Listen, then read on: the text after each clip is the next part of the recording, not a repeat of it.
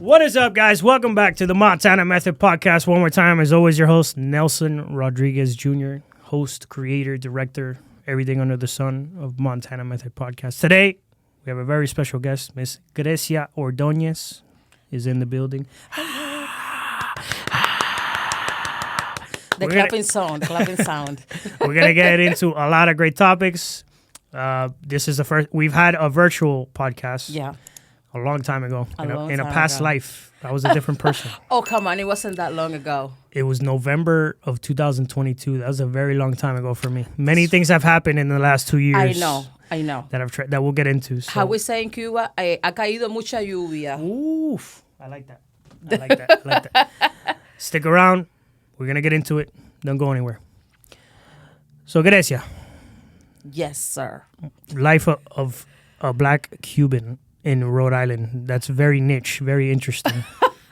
I know. I'm like an anomaly. Yeah. I love it, though. Yeah. I love it. You're an ace of spades. You're one of a kind. I mean, it's a lot of us, but... There's actually not, but hey. Hey, yes, stop it. Black Cubans in Rhode Island? Not in Rhode Island. No, but black Cubans, there's a ton of us. Yeah, of course. Yeah. In Rhode Island, not. No. In Rhode Island, wait. There is a few. Handful. Yeah, I'm the prettiest one, though. I can't disagree with that. Yeah. No. It's interesting. Okay, let's get serious. Come on. Sure, let's get serious. Get serious. Okay. Talk to me. So, it's interesting because up north, people think you're black. Yeah. Right? Even black people think you're like a black American person. Yeah. Even Hispanic people think I'm black. Colombians and so on. Up here. Yep. But in Miami, obviously, we know what's up. Yeah. Like, just from looking at you, I'd probably talk to you in Spanish, and I would assume you're Cuban, but that's right. Miami. Yeah. So that's interesting how up north think, like, people up north have a different mentality. Like, what we were just talking about, how you were saying, oh, black Americans think I'm, like, diverting, was the word? Yes. Oh, gosh. Are we getting straight into my dating life? Sure. I mean, whatever.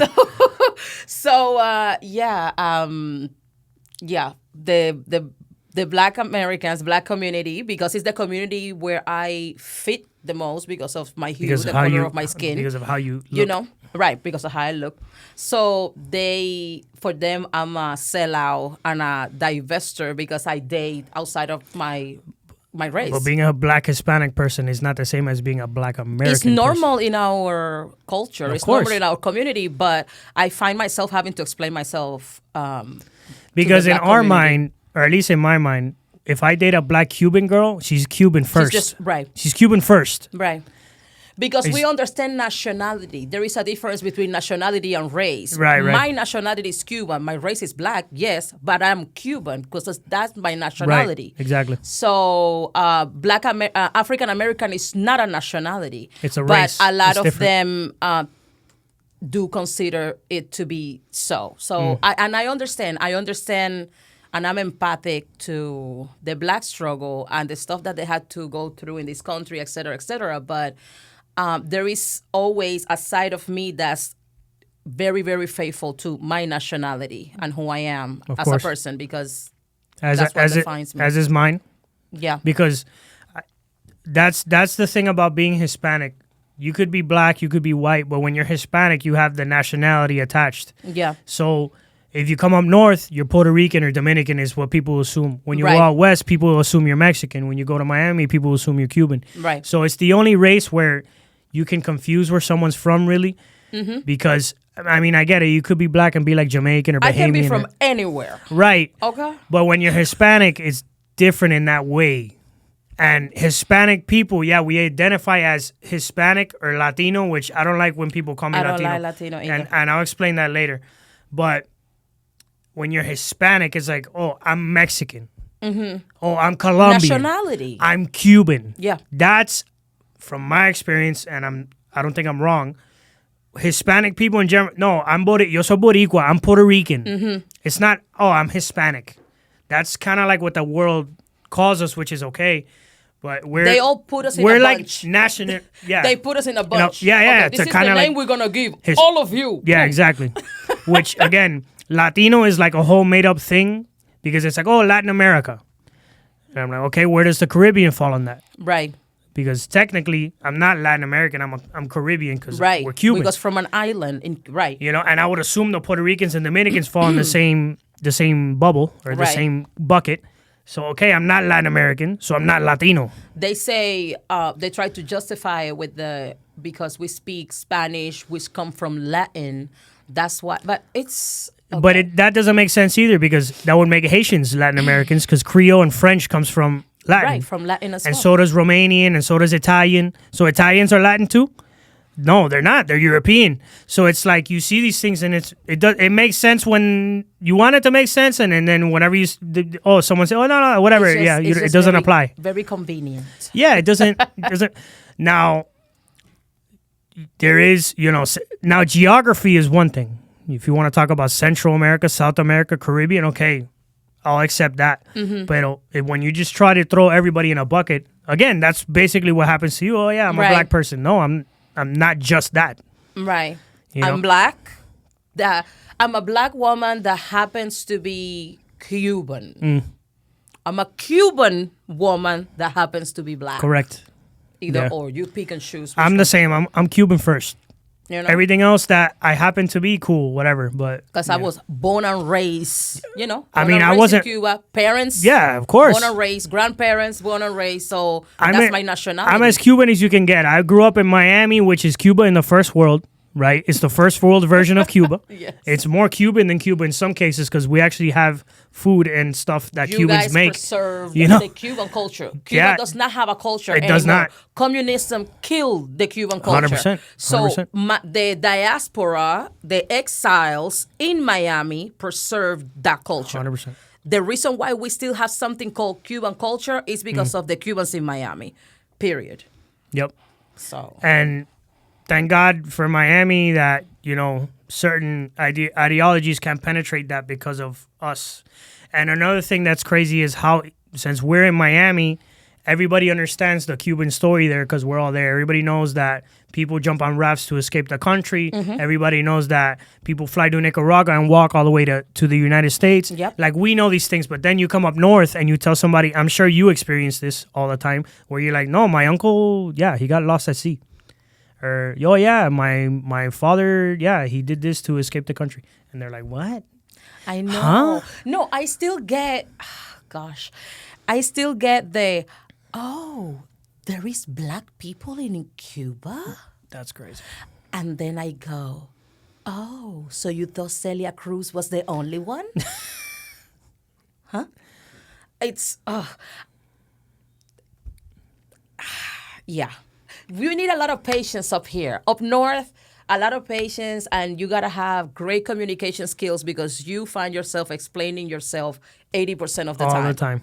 To people. Repeating stuff. Yeah. So do you come in a boat? Some people say that. So I'm like, no, well, actually, I didn't.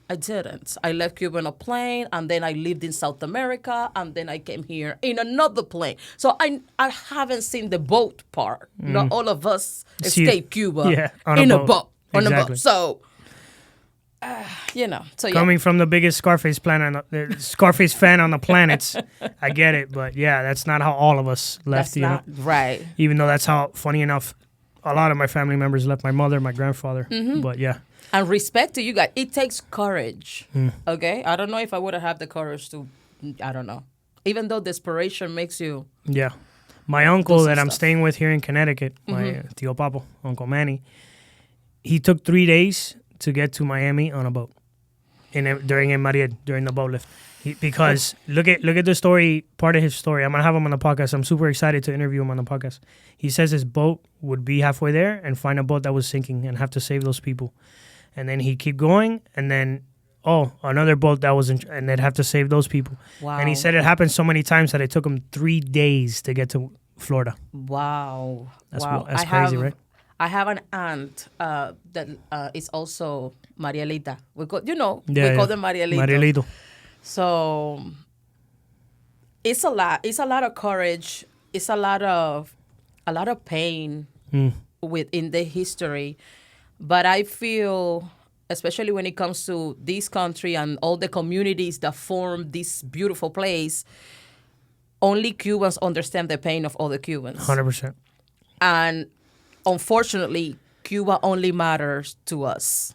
That's the sad truth, but yeah. So, Cuba only matters to Cubans. mm-hmm. And people, you try to explain these things to other people, and the stories are so wild that they're hard to believe. Right.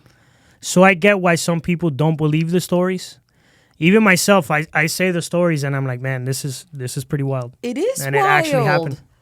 Yeah. It is wild. Even the stories of the times I went to Cuba and the stuff that happened to me, like having to go to 7 stores to find a gallon of water. Right. Like, what? What do you mean you can't walk into a store and get a gallon? Yeah, they don't have water sometimes, most of the time. You can't walk into a store and buy a stick of butter. It's not the way it works over there. It's not works like right. You know? Right. Oh Lord. Imagine me telling my story of growing up there. No, but your story's pretty wild. Oh my God. Which we'll get into. It's probably amazing. No. Yeah, no. No, it's definitely not. No. Which is funny enough how you started your online journey. Mm-hmm. Yeah, telling your story. Well, that's something I love about you and me, about what we have in common. How we started all of this was just from one viral video of us telling our story in a passionate way. What got me here and what got me to your podcast was that one viral video. Before, I already had an online presence, but more in the spiritual side. Right, you were doing spiritual community, kind of what you do now on a smaller esoteric, scale. Right, yeah. In a smaller scale, in the esoteric community, with the yoga girlies and the meditation girlies, manifestation girlies, tarot girlies. And the chakra community. All that. Hello now, Reiki, all of that stuff. So that was my, that's my niche, right? But then when July 11 happened, and I had to say what I had to say because I had to let it out my chest, my video went viral, and now it opened up a whole lot of, opportunities, and I'm super grateful for that. Have you had other girls reach out to you that grew up in Cuba and had to, were like Jineteras and stuff like that? Absolutely. And a lot of them that must come. Be wild. A lot of them come and just say, thank you, because I was too ashamed to speak up. So a lot of my audience doesn't even know what that is. Can you say what a Jinetera is? It's an escort. Sex worker. I don't know if you can see the word sex. No, I don't. Sex worker, escort. The thing is, sex work in Cuba is different from the rest of the world. Because in Cuba, you can find somebody that is a university graduate and she's still doing sex work. Yep. Because everybody is equally poor, equally oppressed, and equally hungry. Yep. So you find very professional women that's still doing that type of work because you will make more in one night with a tourist than the whole month working with a title. That's wild. With a title.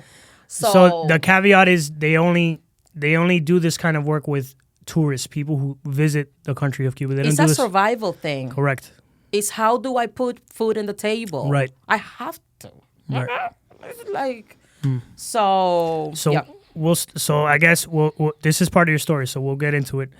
What part of Cuba were you born in? Havana. La Habana. But what part? Come on.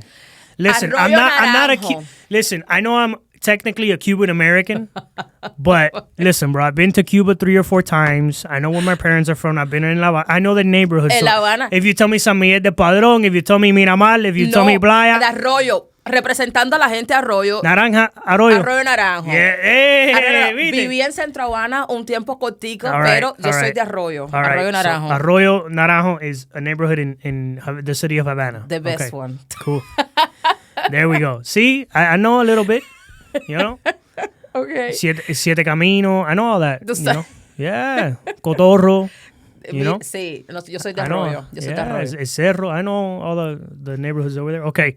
So you were born in Arroyo Naranjo. Uh-huh. Did you grow up in a 2-parent household? No. Okay. Well, even though my dad and my mom, rest in peace, they had an amazing relationship, though. I grew up.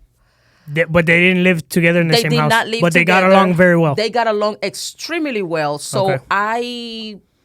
There was no turmoil in the house. Not at all. Okay. Not at all. My dad would come and he would literally take his shirt off and stay with his wife Tank top. beater, Yeah. his tank top, and be like, Suda, this lefty, because my mom was left-handed.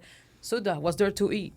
My mom would be like, okay, is this, that? She would like literally put the plate in front of him, and then he would like, okay, give me the girl, pick me up, and take me with him, because I spend the weekends with him. So even though they did an amazing job at co-parenting. That's one thing I can say for both of my parents. They did an amazing job at co-parenting. So That's cool. a lot of harmony, party. What year were you born in? Why? What do you mean? I got to know what era of Cuba we're talking about. I'm not asking your age. No, because people will do math. No, proud 87. I'm an 80s baby. Bro, come on, bro. You're only 5 years older than me. That's nothing. I'm 32. Whatever. Do the math. Oh gosh. So, I feel hold up. old. That's not old, bro. That's not old at all. Okay, that's not. I'm vintage. You're not vintage. Are you serious right now? Vintage? Like, in the good sense of the word, like, Bro, vintage is a 1967 Shelby Mustang GT500. Okay, and that's good taste. And that's 20 years older than you. So anyway, all right. So this brings up a good point. Okay. You were born right before the special period, or el periodo especial. Oh Lord yeah, Jesus. which that's an interesting era of Why Cuban you want to history. stir my trauma? I'm not. You're I'm- triggering me. We're talking about your life. No, so you're triggering me. Oh my God. We're talking about your life. All right. So Okay. co-parenting was great growing up. Yes. You're about 5 years old.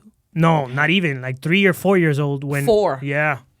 When the special period, 5. el periodo especial. So you guys have context. That is when the Soviet Union falls apart and funding is over for Cuba They didn't have the cow to milk anymore. keep milking anymore. So things got very ugly. Which, funny Really enough, ugly. things are worse today. But hey, Right. yeah. So do you remember any of that? I do. Tell me a little I bit. do. I remember my mom crying over some burnt plantains because she has nothing else to feed me. That's wild. And that stayed in my mind till this day. I got into the point where I can tell the story without crying. But I remember my mom literally sobbing because there was no light. We had a blackout. So she had what we call a mechero with kerosene, Yeah. right? Luz brillante. And, just That's a little... like, so you guys know, that's like the lamp that you turn the little knob on the side. Wait, no. Okay. That's fancy. Knob? Sir, we used to use a beer bottle, okay? Let me put you in context here. You take a beer bottle, you take the cover, which is metal, take a nail and a hammer, open a hole, put the luz brillante or kerosene inside, take a piece of old T-shirt, because you need cloth, old T-shirt, and you pass it like a Molotov, literally. I'm sorry, I'm not trying to teach somebody how to remember. But you put the thing, pass it through the hole, and then you light it. And that's your lamp to give you light when you don't have no current, no electricity. So mommy only had that, so she had little to no visibility, and the plantains burned. And there was no food that night. Sugar water, go to bed. Figure out how you're going to make it the next day. That's wild. It is. Have you heard the stories of the 90s from when they used to get the mop, the head of the mop? Oh, I ate that too. Oh, my God. They used to make the head of the mop and tell people it was noodles. Or also, in Cuba, we use the cloth. We mop the floor with the cloth, with la the cloth. frazada, Yeah. right? So they used to take la frazada and they used, cut it in, squares and marinate it real good so it tasted It's like something. Salt, pepper, a little garlic, boom, and then a little flour and fry it. And that was fried cheese. That's it. You got steak. Or a piece of chicken, depending on the color. You got steak. I mean, I learned about veganism before veganism was a thing. There was no meat. So we got very creative with vegetables. It's wild. When you can find vegetable. That was the first time I had eggplant steak. The eggplant steak in Cuba. We're talking the 90s in Cuba. I don't even think veganism was that popular here, then. No. And we was already making some bum-ass vegan recipes. Bro, bomb, for sure. Because we had no protein. So, there's many examples of how bad things were. I'm sure there was no cats, no dogs. Good luck finding, anybody having pets because they would eat them all. Right. Especially the cats. Yeah. Yeah. Cats first. Let me be clear. Things got bad. Like, it's not because they like eating these animals. They ate these animals. No, necessity. Yes. When you're hungry, you do crazy stuff. Exactly. So there's many more examples of weird. I've heard someone getting a condom, cutting it up, flattening it out, heating it up, making it look like cheese, throwing it in a sandwich. No, condom. We still condom cheese was a thing. Yeah. Condom cheese. All they had was bread, so they do something like try to heat it up or cook it, throw it in the bread, and it was a cheese sandwich. There you go. Pizza too, condom pizza. Well, yeah. Damn. Even saying it out loud is crazy. It is crazy. This is real. You sound insane, and a part of me has consciously, I'm not going to say subconsciously, has consciously buried a lot of those memories because... Yeah, no. And I don't want to live my life and especially raise my children based on my trauma at all. Because it's not their fault that I went through that. So what do I look like talking about eat all your food because in Cuba kids are starving? That's not their problem. Mm-hmm. That's me passing down generational trauma, and I'm trying to break cycles. So why would I do that? Right. 100%. So, yeah. So that's just a glimpse of the things that happened in Cuba in the 90s. And by the way, there's 23.5-hour blackouts right now in Cuba. Meaning if you look at a satellite image of Cuba, it's black at night. There's no light. Yeah, I'll leave it at that. Anyway. There is light in the resource for the tourists, though. Yeah. Plenty of hotels Just saying.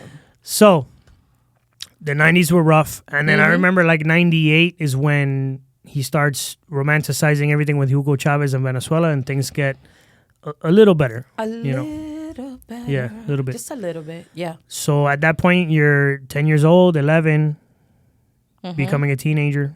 So tell me, let's go into the next, late 90s, early 2000s, becoming... It was still Cuba, I get it. It was still Cuba, and it was still hard, because if you don't have family en el Yuma, meaning Yuma is anywhere outside of Cuba, right?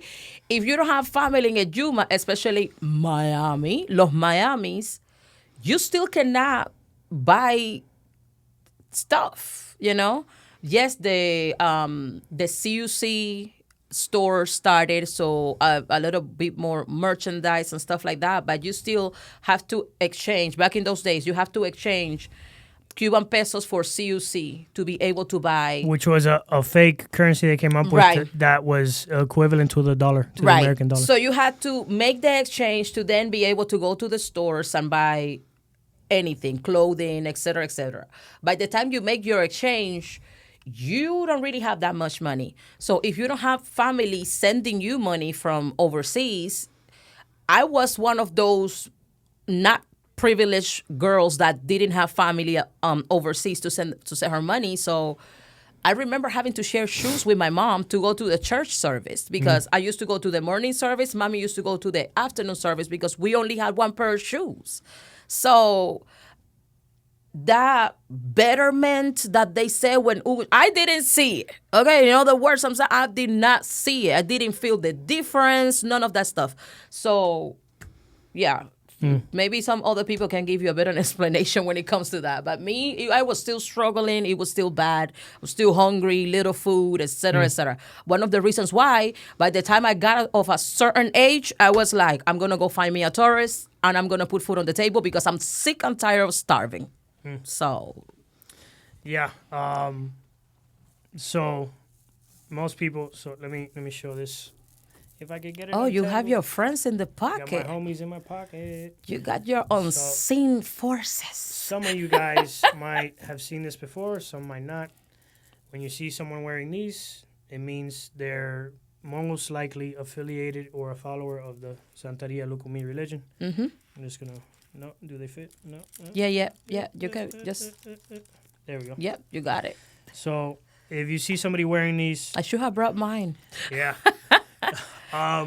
So that brings up the question: were your parents in the religion? Yes. Okay. Both of my parents, grandparents, until my mom became a born-again Christian. That's one of the reasons why I also speak on going to church and the Bible and stuff like that, because I do have exposure to Christianity as well. So, but yes, I grew up in a Santeria household. Okay. Cool. Yeah.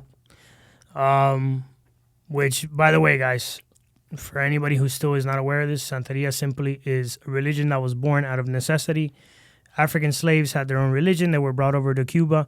They were forced into worshiping Catholicism. They didn't want to worship Catholicism, so they came up with a system of worshiping their own deities, and that's how it was born. Through Catholicism. Right, Yeah. right. So Right.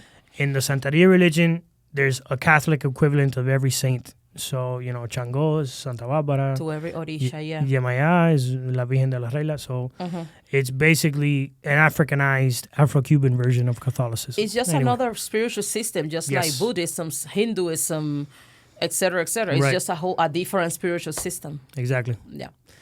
Okay, so you grew up practicing the religion a little because of your parents. Yeah. So you're becoming a teenager at this point, right? 14, 15, 16. How does, this is the first time I'm ever having this kind of conversation with someone who went through this in Cuba. So what kind of brings you to the conclusion of like, all right, I might have to like become a Jinetera? Like what happens there? Do you remember a little bit? I was hungry, Nelson. Okay. I was hungry. There was never money in the house to do anything. I couldn't dress like my friends because a lot of them had family overseas. I didn't. I just felt like I was in the bottom of the bucket, and I was tired of it. Not just that. Mommy fell sick with fibromyalgia. Fibromyalgia in Cuba is not treated like here. My mommy was paralyzed half of the body for a long time. So I was literally the breadwinner at home. Around what time did she get sick? Like how old were you? As a kid. Mommy was, I was fibromyalgia 11, 12? Wow. 11, young. 12. Okay. So then her body and her nervous system started deteriorating. There was a lot of things that she was not able to do. And my mom was a hustler. I have to give her credit wherever she is. I know where she's at. But anyway, hustler. She cleaned houses. That was part of her. She cleaned houses. So she had a few houses that she would go and clean, and she would get paid. And then she will do nails on the weekends, to the point that from using the nail clipper stuff, she had to get surgery or her Carpal tendon. tunnel. Yes, from using it so much. Mommy was always hustling, always, but it was not enough. It was not enough. My dad was always a great provider. I can even, but again, that system. No matter how hard you work. System took masculinity away from Cuban men. And I'm sorry to whoever gets offended, but when you're not able to protect and provide, which is what men are made for, you're close to not a man. And Cuban men, unfortunately, not because of their choosing, but because of that communist system, were stripped of the ability of protecting and providing. So I cannot blame my father or my brothers, which I have 4 of them. I cannot blame them for not being able to provide for me. I cannot blame my mom for not being able to provide for me. So I took the matter in my own hands, and I hit the streets. How old were you? 16, 17. So this is like 2003, 2004. Around, Yeah. yep. Okay. What was were there a lot of tourists at that time going to Cuba? Because yes, I know always. I know that if I remember, things were so bad in Cuba that Fidel opened Cuba to tourism. Right. That's why in the the 90s. special period was the catalyst for tourism. because it was so bad he had to open up the country. Cuba. Yep. So Cuba became, I don't know, there was always been a lot of tourists from Europe, a lot. Canada. Americans are the only ones that are kind of getting caught up now with going to Cuba and that type of stuff. But Europeans been doing it. Italians. Canadians. Yes. Yeah. So, yeah. And I started actually with cigars, like selling cigars? selling cigars on the black. Well, I will move the cigars. I will, because I was a student, the police would not stop me. So, oh my God, thank God I'm not going back to Cuba ever, because if I go, I'm going to jail. So I used to take my books out, leave my books in a location, fill my backpack with cigars, and just walk. I can't even tell you how many police officers I will pass on my walk, but I'm a student, so They leave you alone. a girl and a student, so they don't mess with you. So walk, and go to an undisclosed location in old Havana Vieja. There was a whole bunch of Jineteras, whole bunch, and they all wanted cigars because they had their puntos or their tourists that they would sell it to. So that was my job for a long time until I remember there was this lady, I forgot her name. She lived right across the street from my house, and she was a Jinetera, and I remember seeing her coming in different cars and always dressing well and always smelling good. And, they used to, in Cuba, New Year's Eve is a big thing. Yeah. So their parties at her house, it was always huge, the New Year's Eve party. And she will invite us, little girls, and come get some food, blah, blah, blah. And in my mind, she was the hero. The escort of the block was my hero, because you get to feed your family, you get to dress, you get to smell good, you drive in cars, which was in Cuba unseen, is impossible to drive a car. Right? There's one car for every 30 people in Cuba. No, especially on that time. Right now with this whole different, blah, blah, blah. But on that time, a woman driving a car? A person driving a car, period. And a woman was like, what? Right. Yeah. So, boom. And then you feeding us. Because she was very generous. Like, here, take this, take that, blah, blah. Mind you, we're not talking about a 2024 Toyota Corolla. We're talking about a 1955 Chevy Malibu. Yeah, anyway. Some crazy stuff. So anyways, I looked up to her. And when I found out what she was doing, I'm like, I want in. I want to eat too. I want to eat. I want to eat. I want to get dressed. Just basic stuff that you look back and you're like, wow. Basic stuff. Just basic. And the fact that you have to put your body and your safety, because back in those days, no cell phone. So you literally leave your house on a hope and a prayer. Yep. On a hope and a prayer. Anything can happen to you. And your family find out when your body is already decomposing. Because there was no way to communicate. That's the real danger. Putting yourself as a kid in that type of danger, not just that, in the hands of literally, come on, those men were 4 times my age, 3 times my age, right? They're pedophiles. That's what it is. That's You're exactly 16. what it is. They're pedophiles. You're talking about a 35-year-old, 40-year-old man, 50-year-old man, Yep. maybe more, who's going out of his way to go to a country to find 15, 14, and 16-year-old girls. And I saw girls younger than me. I saw girls younger than me doing the work. That's wild. I saw older. I saw professionals, teachers. Remember one time the lady's like, oh, I got to go because I have to go to the classroom tomorrow morning. And I was like, oh, you're a teacher? Just like, yeah. Yeah. Doctors, lawyers, teachers. Yeah. Chemists. Yeah. You name it. So you start making money. I start making money. What was an average month, if you remember? Like in American dollars, what were you making an average month? It depends. But, I mean, I don't know, but I can tell you, for example, because it depends on how many times you went out, of course, et cetera, et cetera. And I wasn't out like that because I was still like... Young. And I had a job. First I was Did they in still school. have La Ley de Vago and all that back then?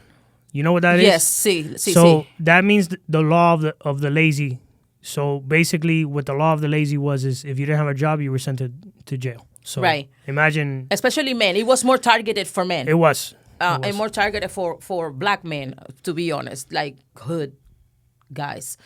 But I had a job.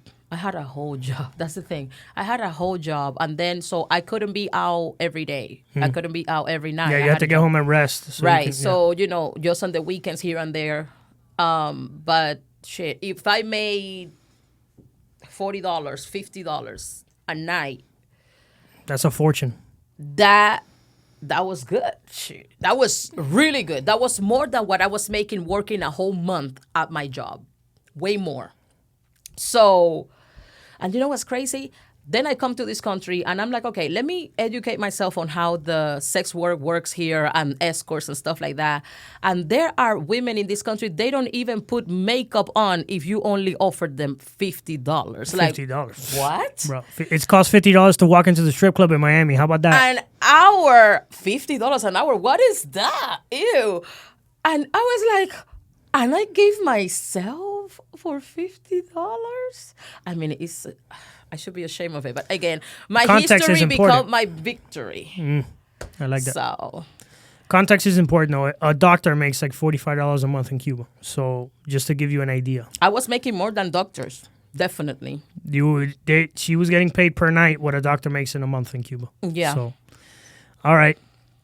Now, how many years pass until you start thinking about leaving the country?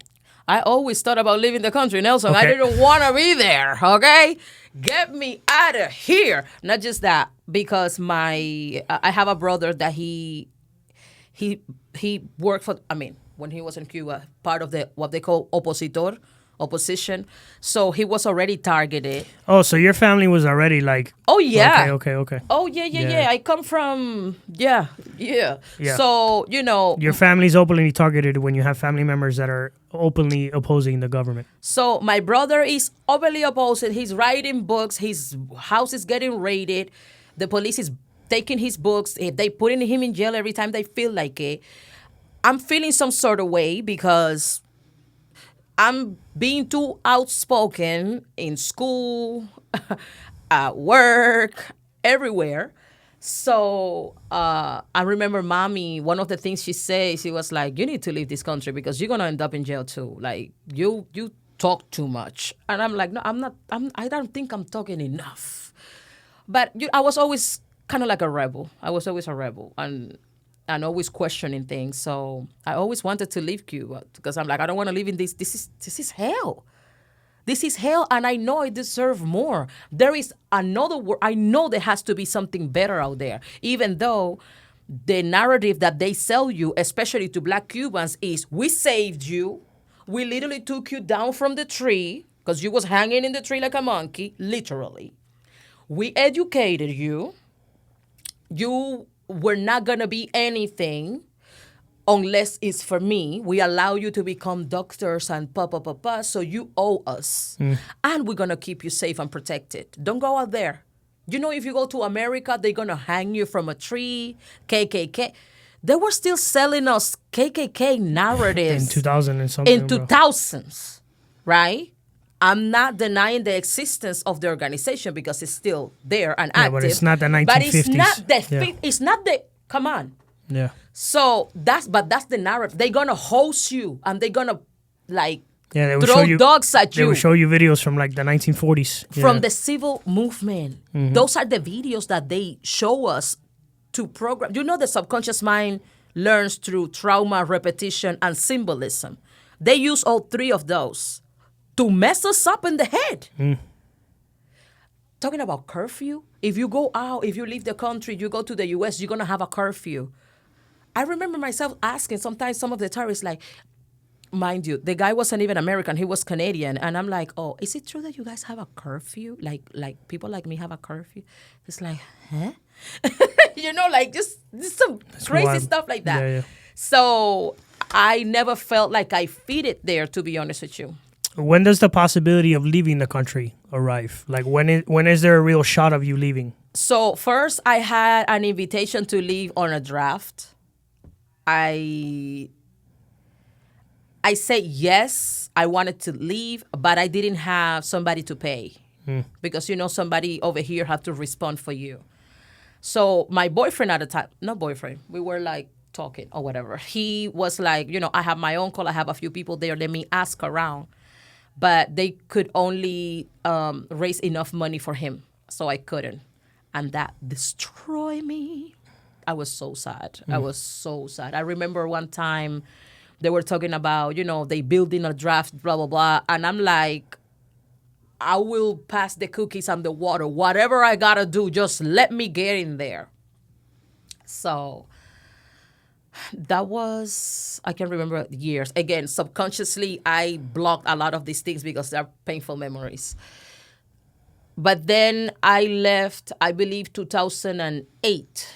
2008. So a lot of time passed. Right. So 2008, I left thanks to a Spaniard boyfriend, a boyfriend from Spain. You're still very young, though, at this point. You're like 21. You're like 20, 21. No, wait. Yeah? I was, let me tell you right now, I was 20 when I left. I was 20 when I left. I had just turned 20. So, because I remember my dad had, anyway, I remember something for my 19th birthday. But when I was 20, I left Cuba. Thanks to a boyfriend from Spain. He sponsored the trip. He wanted to take me to Spain. I don't know. But God works in mysterious ways. I said no. I said no to marrying him. Even everybody was telling me I was crazy because I didn't marry him. I said no to marrying him. So he's like, okay, let's do it through a fiancé visa. I got denied for the fiancé visa. Then he was like, okay, let's do it through a third country. So there was Ecuador. That was the first option. There was a lot of Cubans. I remember that. A lot of Cubans going through Ecuador. I said to him, I don't have nobody in Ecuador. I'm not going to Ecuador. I have people in Guyana. My brother, which is a doctor, he deserted the mission. Cuba sent doctors to different countries. He deserted the mission. He never went back to Cuba. So I'm like, I have family in Guyana. I'd rather go to Guyana. That way I get to see the family I have there. And then from there, I can do the paperwork to go to Spain. So we did it that way. Once I was in Guyana, the relationship crumbled due to his insecurities and jealousy. Yeah, I was young. You're not Titi. Come on. I'm not Titi. So anyway, we called it off. I ended up staying in Guyana. I lived in Guyana almost 5 years. It was a great experience. Great experience living in there. And then I met my ex-husband there, Guyanese, but raised here in the U.S. And he was visiting his family there. And that's how I met my ex-husband. Okay. And then you have your kids here after you came here? Actually, I had my son in Guyana. My son is Guyanese. He was born there. And my daughter was born here. So when did you come to the United States? My son had turned 1, so that was 2011. My son was born in 2010. And the minute he turned 1, we came. Did you come straight to up north? Straight up north. Straight to the cold. Yeah, didn't even make a pit stop in Miami. Not Never. Even a pit stop. No. I literally started visiting Miami in the past 5 years, I'll say. 5, Took 6 you a while. years. Yes, it did. I was up here. I was just being a stay-at-home mom, raising my kids and working up here. I was just doing everything up here. So never really felt called to go to Miami, even though I know my community is there. But I kind of created some distance from the Cuban community. Personal reasons why I did that. But, now trying to reconnect again with... It did help me to learn to speak English, though. Yeah, for sure. If I would have stayed in Miami, I don't think I would speak English like this. Yeah, for sure. 100%. So, yeah. All right. And here we are. So, and then here we are. July 11th happens. Yes. And you tell your story. Yes. And you go viral. Yes. You were already kind of working in what you work in now. But now you have your online community. And here we are. And that's how we met. Yep. Awesome. Thank you. No, I have to thank you because right away I remember when you contacted me, And I need to apologize. I don't know if I have to apologize to a few people because I got so much anxiety I felt the same way. from so many people contacting That's me. how we became friends, because you were the only other person who understood. Like, I was the only other person who understood what was happening to you, because it was happening. Like, I was getting a normal person who just said something online, and the video goes crazy, and then all of a sudden you have all these people DMing you. It was crazy. It's overwhelming. It was overwhelming. It was really, really overwhelming. yeah. I think that was what kickstarted my anxiety. So it was. But it was great because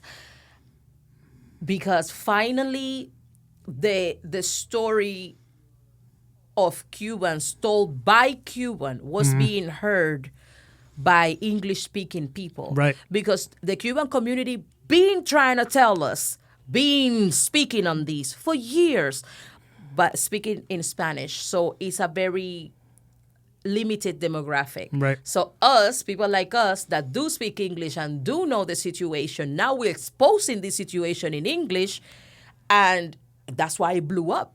That's why it blew up. And also Las Alonso, which I had shout out to Las Alonso because I didn't even know he was Cuban. He came out. I didn't know he was Cuban either. He came out right away. He was like, well, I'm Cuban. I was like, okay, boom, another black Cuban. That was amazing. And representation do matter. So, yeah, I'm really thankful for that lucky accident of going viral when July 11. Nothing happens by accident. Everything's on purpose. I know, destiny. The more I live life, the more I'm convinced that the more a man, or just a person, but yeah, the more a man tries to run away from his destiny, the more he runs towards it. Mm-hmm. You know? I know. You can't escape it. No, definitely not. Yeah, I was meant to be here. You see, destiny. Of course. There you go. So you do spiritual consulting Yes. for a living. Okay. Well, I do more than that, but yes, that's part of my income. Yeah. Okay. What else do you do? E-commerce. I do e-commerce. You sell products like? I do have products. No, this is my bestseller. I'm sorry. Every time I touch this, it's so this is an attraction spray. It's actually a line. I have a candle, the oil, and the spray, and it does have pheromones, but it's infused with crystals like rose quartz. The spiritual girlies will understand what I'm talking about. But I also put a little bit of the Cuban wemba in here too. Hala hala, ven a mí. You know, those type of stuff. So that's how you get this amazing product that is my bestseller. And then the oil, you can anoint yourself with it, anoint candles, add it to your spiritual baths, etc. And it's all for attraction. And it has affirmations because I do believe in the law of attraction and the law of assumption as well. And I believe in the power of our words and how we create with our thoughts and our words. So I put some affirmations here in the label so people can read the affirmations before they spray on themselves. And I have a lot to thank this. And of course, I had to put the Cuban flair with papayón. Even though it's called sweet, I had to put the papayón because people have to understand that once a Cuban, always a Cuban. So that's it. This is my bestseller right there. That's my baby. Funny how, so just gonna transition here. So this is a good segue. Back in the days, people thought Santeria and the religion was some devil worshipping witchcraft stuff, which it's really not. It's more of not at all. A different, I like the way you put it, a different spiritual system. It's a spiritual system, just like Hinduism is a spiritual system. Just like Catholicism or whatever, Taoism, Catholicism, it's just a different spiritual system. And people need to mind their spiritual business and allow people to practice and profess whatever they want to practice and profess. Agreed. I like that. We're in the United States of America, and the people who were part of the founding of this country came to escape religious persecution. Where I live right now, Rhode Island was based on the Salem witch trials, of course. Roger Williams was like, I'm not with it, so I'm going to create my own, Yep. So, and he left, and he founded what is known as Rhode Island now. So, yeah, I believe in real freedom. Not the one that speak with their mouth, but then they judging you, or you're practicing witchcraft. Yeah. Gosh, it happens to me a lot, especially when I'm dating. Because I'm very open. I'm not gonna hide what I do and who I am. And a lot of some men is like, oh, so you're gonna put a root on me, sir? You're not that important. I don't care about binding you. You want to leave. Bye. Next. I don't have time for that. Because it's not for that. I don't. Even though a lot of people misuse it for those type of things, I don't use it for that. It's my salvation. It's my tradition. It's what makes me whole. I believe everybody needs a spiritual component to themselves. It doesn't matter what it is. It can be God or Christianity, Santeria, Buddhism, whatever it is. Everybody, to be whole, needs their spiritual side to them. And this is mine. And it needs to be respected because it is, I respect yours, you respect mine. I've always found it interesting to go to other parts of the country and I see people who are like non-Cubans, non-Cuban practicers, even though they're casual practicers, they're not really like practicers. They go often, but anyway. So in your community, you have a lot of non-Cubans, obviously, because you live up here. Non-Cuban practitioners, yes. Yeah. Yep. So tell me what that's like seeing people. It's beautiful, especially seeing Black Americans embrace their African roots completely. It's beautiful. And the fact that the universe shows me to be the person that is guiding them to that path, or to help them at least open their eyes, or to receive them at the door. Just open the door for them, you walk right through. It's a beautiful experience, and I'm privileged to be able to do that. And on top of that, just spiritualism because tarot is not Santeria. It's just different, But just spirituality in general and connecting with things like crystals, which you go to a Santero in Cuba and you show a crystal, they look at you like, yeah, no. But over here, I get to experience all of that judgment-free, and open myself up to different things. Yeah, so. I think that's interesting how since we live in America, there's that New Age spirituality community, and you have the crystals and the so yoga and the meditation. Okay? Yeah, I get it. New discovery. Yeah, I get it. I pick. It's a buffet. I pick and choose. I take what I want. I leave what I don't. Right. Yeah. I love it though. I love it. What I don't like is that a lot of people that are in the New Age community are full of shit. They're very like, oh yeah, kumbaya, and then they're full of shit. You talk to them and you're like, bro, this person is the biggest hypocrite I've ever met in my life. Kumbaya. No. I feel that, you know what, authenticity should be a religion too. People just need to be authentic. Be who you are,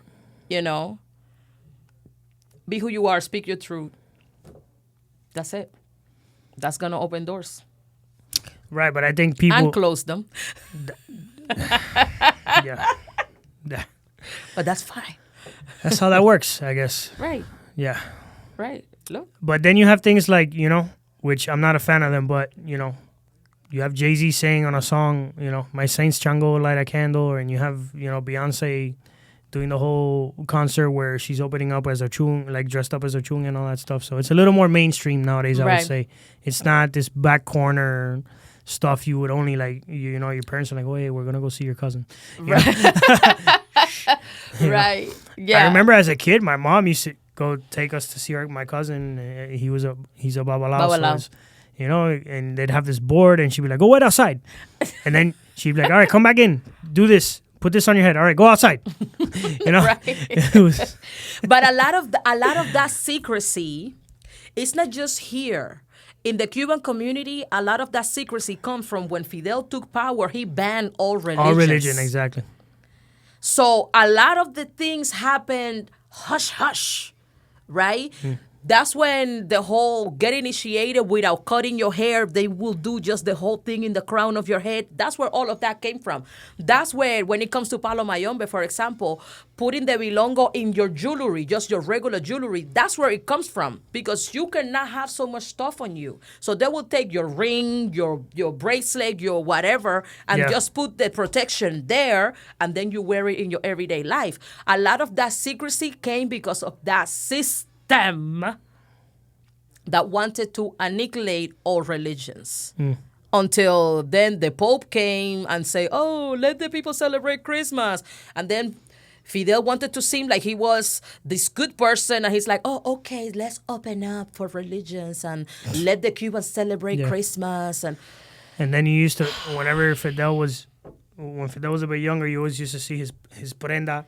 And come to find out, they said he got initiated in Nigeria. He went to Africa, and he's... So all the while, he's practicing, but you keeping 11 million Cubans from practicing, saying that the only God that we have is communism or him, because literally the Cuban people replaced God for Fidel Castro. And maybe that's why we are paying for that curse, because it is a curse, Communism is a curse. Or whatever system they implanted there, because it makes no damn sense. Communism is cancer. It's a cancer over humanity. My friend, I loved having you on. I'm heated. This is great. I always wrap up asking the same few questions. We're in a different era of your life, so I'll probably get different answers. Okay. So first question, what inspires you? My children. My children. They do. How old are your kids? 13 and 11. But you know what? My children are my main inspiration, but I find inspiration in everything. If you look closely to things, there is a lot of things to be inspired by and for. Man, life is good. Life is good, and you need to find inspiration. I mean, the fact that I made it out of Cuba, and I was given an opportunity that a lot of people died trying to cross the ocean to get here. I was gifted that opportunity. I can't mess it up. That's inspiration enough. I love that. Okay. I'm the one that made it here. Thank God I'm not in the bottom of the ocean. No, for real. For sure. So that's inspiration enough right there. Second question, what's next for you? Whew. Oh, so much. It's a lot. It's a lot going on. But continuous growth, because stagnation is also a curse. So continuous growth. I just published an ebook. I'm on my way to publish a second ebook and continue offering my beautiful products, because it changes lives and make girls feel pretty and amazing and magnetic. And just continue changing myself and growing. So through my growth and change, I can impact the world. That's what's next. Growth.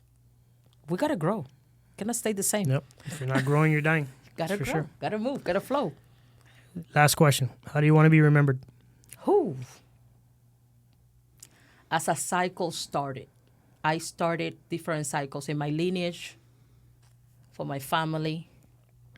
I might not be able to break some of the cycles because they are too deep-rooted, but they can literally, they will have to write my name as somebody that started new cycles for the Ordonez family. Definitely. I love that. So. Grecia, thank you for coming on. Thank you for having me. Making it over. Thank you. Thank you. And definitely won't be the last time. I hope so. No, for sure. I'm going to go follow you I'm in Miami. Hey, Nelson, I'm here. Good. You want me back on the podcast? I came up to you. Now you got to come down to me, Right. Yeah. I do. I owe you a visit. I'm gonna visit you in Miami, I promise. And it's different. We're in our community, bro. We get to descargar like as friends in a Cuban community, It's different. I know. Dance some salsa, eat some pastelito, You can dance salsa up here too. I know. We go to Boston. Shout out to Cuban Mike. For real, yes. I'm going to meet up with him when I get back to Miami. He's down there now. That's my brother right there, yes. Shout out to Cuban Mike. Alrighty. And how can people connect with you? Oh, you can find me on Instagram as, well, I have 2 Instagram pages. My spiritual page is Maraja_spiritual_luxury. Maraja Spiritual Luxury. And my page where I just post a little bit more about my activism and personal life is Grecia_Ordonez, so my name. And I also have a page that is just for this brand, which is called exactly like the brand, Sweet Papayón, and I share about my dating life. a little bit of my naughty stories in there. So that's how you find me on Instagram and on TikTok. Same thing, no matter job, but spiritual luxury for my spiritual content, and Grecia Ordonez for my regular content. Yeah, that's how you find me. I'm everywhere. Love it. Alrighty, guys, that was another episode of the Montana Method Podcast with special guest Grecia Ordonez. Push it to the limit. The world is yours. If you're not chasing your dream, life is meaningless, guys. Catch you on the next one. And say goodnight to the bad guy. I've been out here hustling all my life. Every day we get into it. Really out here in these streets. That's day and night. Like there's nothing to it. When I was going through it, dog, I never got your call. I never asked for nothing, no. But now I want it all. Promise I'ma do it. Came from rags to riches, rags to riches. Came from rags to riches, rags to riches. Came from rags.